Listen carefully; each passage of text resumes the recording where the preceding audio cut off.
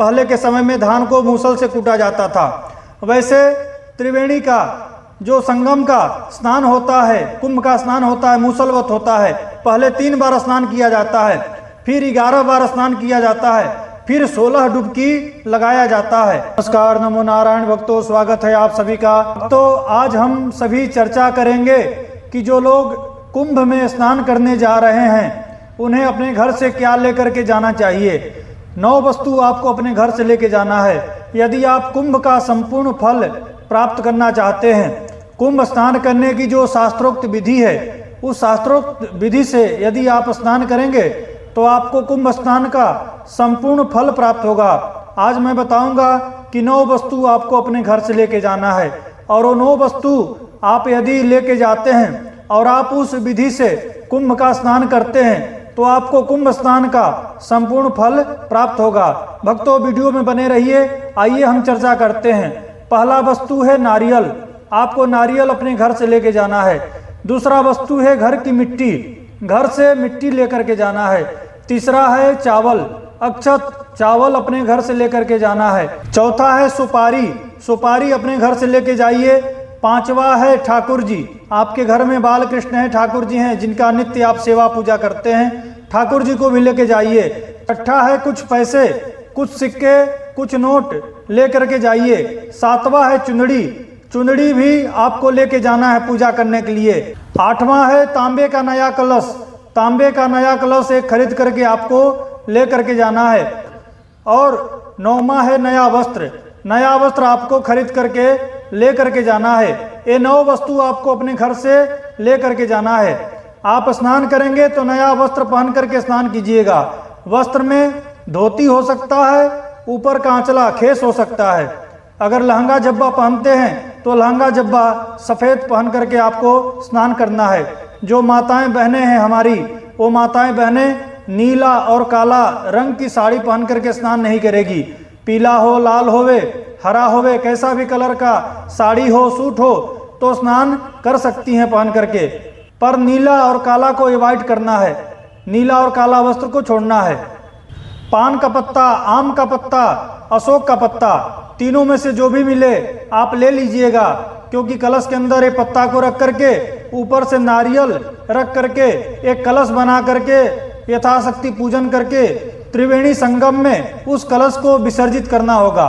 इसको आप ध्यान दीजिएगा और एक काम आपको करना है। जन्मांतरे भवेत पुण्यम तदा भागवतम लभेत। जब जन्म जन्मांतर के पुण्य और पुंज एकत्रित होते हैं तब कुंभ में स्नान करने का सौभाग्य प्राप्त होता है। तो जो लोग कुंभ में स्नान करने जा रहे हैं वह अनंत सौभाग्यशाली हैं, अद्भुत हैं। उनकी महिमा का वर्णन करना संभव नहीं है। भक्तों, आप तीर्थ यात्रा करेंगे, बड़े बड़े यज्ञ पुण्य करेंगे, 4 धाम की यात्रा करेंगे तो भी उतना फल नहीं मिलेगा जितना फल कुंभ में स्नान करने से आपको मिलेगा। क्योंकि इस बार जो प्रयागराज का कुंभ है, यह कुंभ नहीं महाकुंभ है। इस बार का जो कुंभ का संयोग है वह 144 वर्ष के बाद प्राप्त हुआ है। ऐसा संयोग अब 144 वर्ष के बाद प्राप्त होगा। तो इसकी महिमा का वर्णन करना संभव नहीं है। जो लोग कुंभ में स्नान कर लिए उन्होंने जीवन को तार दिया, उन्होंने अपने जीवन को धन्य कर लिया। भक्तों, शास्त्र कहता है कि जो कोई व्यक्ति कुंभ स्नान करने के लिए घर से निकलता है तो उसके एक एक कदम बढ़ाने पर अश्वमेध और राजसू यज्ञ करने के बराबर फल प्राप्त होता है। इतनी बड़ी महिमा है कुंभ स्नान का। यदि आप जूता चंपल पहन करके त्रिवेणी संगम तक कुंभ स्नान करने चले जाते हैं तो अर्धम हरत उपादुका, यानी आधा पुण्य आपका ऑटोमेटिक ऐसे ही नष्ट हो जाता है। यदि आप गाड़ी से, वाहन से, 4 व्हीलर 2 व्हीलर से जाते हैं तो उससे भी आधा पुण्य नष्ट हो जाता है। मेरे कहने का मतलब है भक्तों कि आप गुजरात में हैं, महाराष्ट्र में हैं, पंजाब में हैं, हरियाणा में हैं, कहीं भी हैं, आप ट्रेन से, प्लेन से, बस से, कैसे भी जाइए, परंतु कुंभ स्नान करने से पहले जिस शिविर में आप रुकते हैं वहाँ पर आपको स्नान कर लेना है। स्नान करके ही जाना है। कुंभ स्नान करने का ये नियम है कि कभी भी जूठा शरीर से कुंभ स्नान नहीं करना चाहिए। आप जिस शिविर में रुके हैं वहाँ पर प्रातः काल जग करके दंत धावन कर लीजिए, मुंह धो लीजिए, शौच क्रिया से निवृत्त हो जाइए, वहाँ पर स्नान कर लीजिए, शुद्ध धोया हुआ साफ वस्त्र पहन लीजिए, अथवा जो नया वस्त्र लेकर के जा रहे हैं उसे पहन लीजिए। उसके बाद जूता चंपल को वहीं उतार दीजिए। फिर आपको स्नान करने के लिए त्रिवेणी संगम के लिए उस शिविर से निकलना है।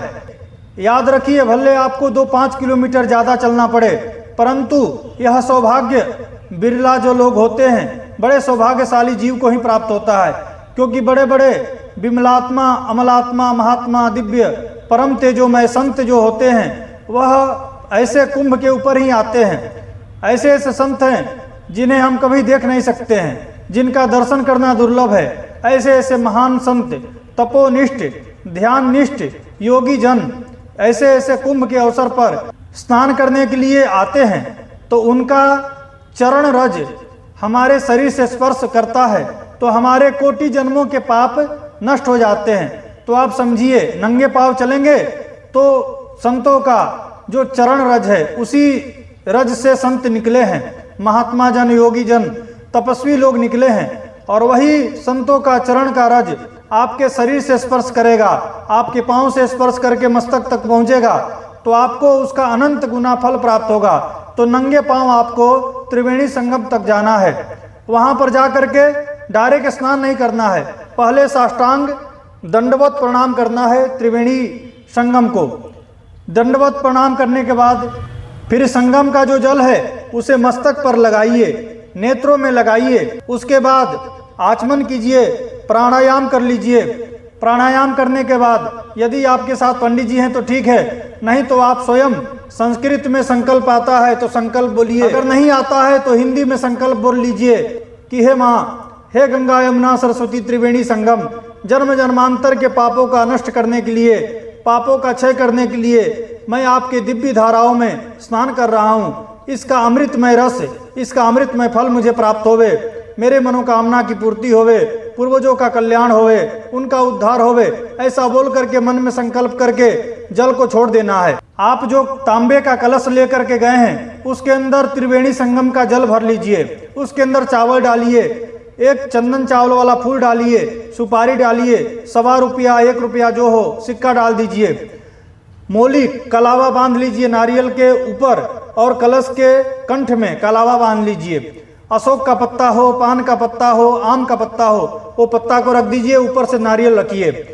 त्रिवेणी माता का ध्यान करते हुए प्रार्थना करना है, मातेश्वरी, इस कलश को मैं आपके धाराओं में प्रवाहित कर रहा हूँ, आप इस कलश को स्वीकार कीजिए। ऐसा बोलते हुए वह कलश प्रवाहित कर देना है। आपके साथ ठाकुर जी हैं तो ठाकुर जी भगवान को स्नान करा लीजिए। आप जो घर से मिट्टी लेके गए हैं वह मिट्टी को डाल दीजिए अंदर। आप जो चुंदड़ी लेके गए हैं वह चुंदड़ी भी माता को उड़ा दीजिए। जो भी घर से सामग्री लेकर के गए हैं वो सारा सामग्री वहां पर प्रवाहित कर दीजिए, पूजा करके, ध्यान करके। उसके बाद आपको धीरे धीरे जल में प्रवेश करना है, कूदना नहीं है, शोरगुल नहीं मचाना है, हल्ला नहीं मचाना है।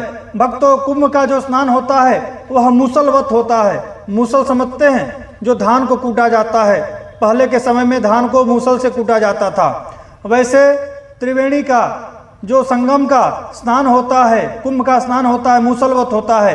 पहले 3 बार स्नान किया जाता है, फिर 11 बार स्नान किया जाता है, फिर 16 डुबकी लगाया जाता है। त्रिवेणी संगम का स्नान मूसलवत होता है, नोट स्विमिंग।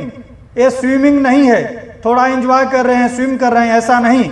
कुंभ की महिमा को समझिए, कुंभ की गरिमा को समझिए। संगम में स्नान करते समय आपको शरीर के मैल को नहीं उतारना है, मलना नहीं है, आपको स्नान करना है। इसके अंदर आपको बाल नहीं धोना है, इसके अंदर साबुन नहीं लगाना है, शैम्पू नहीं लगाना है। यहाँ पर एक प्रश्न खड़ा हो रहा है कि जो माताएं हैं वो कैसे स्नान करेंगी? तो जो हमारी माताएं बहनें हैं उन्हें जो स्नान करना है तो कंठ से नीचे नहीं, उन्हें संपूर्ण स्नान करना है। बाल को भी धोना है, बाल में शैम्पू नहीं लगाना है, साबुन नहीं लगाना है, पर स्नान तो संपूर्ण करना है। यहाँ पर उन्हें भी अपना शरीर का मैल नहीं उतारना है। जो लोग मौनी अमावस्या पर स्नान करेंगे उन्हें बोलना नहीं है, मौन रह करके स्नान करना है। माताओं, बहनों को, बेटियों को, भाइयों को, सभी को मौन रह करके स्नान करना है। स्नान करने के बाद जो वस्त्र होता है उस वस्त्र को संगम में निचोड़िए मत। उस वस्त्र को संगम में नहीं निचोड़ा जाता है, इसका दोष लगता है। तो आप बाहर जाकर के, कुछ दूर जाकर के आपको निचोड़ना है। संगम में अपना कपड़ा नहीं धोना है। अगर वहां पर प्रशासन इजाजत देती है, अगर आपका नया वस्त्र है बढ़िया अच्छा कपड़ा है तो आप उसे वस्त्र को भी त्याग दीजिए, ये आप कर सकते हैं। अथवा आसपास में कोई गरीब दिखे तो उसको आप वो वस्त्र दान में दे सकते हैं। स्नान करने के बाद शरीर को तौलिया से रुमाल से पोंछना नहीं चाहिए। यदि आप स्नान के जल को शरीर से पोंछ देते हैं तो स्नान करने का सारा पुण्य नष्ट हो जाता है। इसीलिए स्नान तो करेंगे परंतु आपको शरीर पोंछना नहीं है। जल को अपने शरीर पर ही सूखने दीजिए। जल अपने आप शरीर के ऊपर सूख जाएगा तो आपको संगम का कुंभ स्नान का संपूर्ण फल प्राप्त होगा। पोंछ देंगे तो पुण्य नष्ट हो जाएगा। शरीर के ऊपर ही उसे सूखने दीजिए। भक्तों, इतनी सावधानी रखनी है आपको कुंभ स्नान में। इतने सावधानी पूर्वक आप कुंभ का स्नान करेंगे तो कुंभ स्नान का संपूर्ण फल आपको प्राप्त होगा। अगर कुंभ में स्नान करते समय मलमूत्र का त्याग करते हैं, थूकते हैं, मुंह धोते हैं, नाक छिड़कते हैं तो उसका उल्टा पाप लगेगा।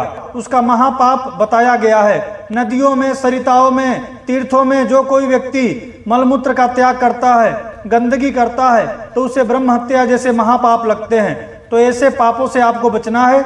सारा कुछ आपको जिस शिविर में आप हैं वहीं पर सब निवृत्त होकर के जाना है। वहाँ केवल स्नान करना है, क्योंकि जो ये संगम है यह पिघला हुआ ब्रह्म है, साक्षात ब्रह्म है, साक्षात प्रभु है, परमात्मा है, साक्षात वो दिव्य मूर्ति हैं। इसीलिए वहाँ पर गंदगी करने के महापाप से बचिए। ये सावधानी पूर्वक आप कुंभ में स्नान करते हैं तो आपके अनंत जन्मों के पाप नष्ट हो जाएंगे और इसका जो फल प्राप्त होगा उस फल के महिमा का वर्णन करना संभव नहीं है। अभी जो कुंभ में प्रमुख स्नान बाकी है उसके बारे में जानते हैं। 27 जनवरी 2025 सोमवार को सोम प्रदोष है और मासिक शिवरात्रि का स्नान बाकी है। 29 जनवरी 2025 बुधवार मौनी अमावस्या, श्रवण नक्षत्र, व्यतिपात योग, इसकी अनंत गुना महिमा है। इसी दिन शाही स्नान भी होगा। उसके बाद 2 फरवरी 2025 रविवार को वसंत पंचमी का स्नान है। उसके बाद 4 फरवरी 2025 मंगलवार माघ शुक्ल सप्तमी का स्नान है।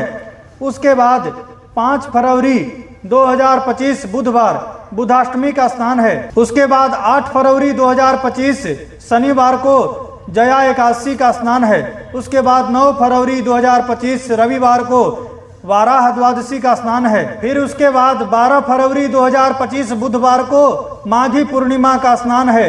विष्णुपदी संक्रांति है। इस दिन का स्नान 1 लाख गुना स्नान के बराबर फल देगा।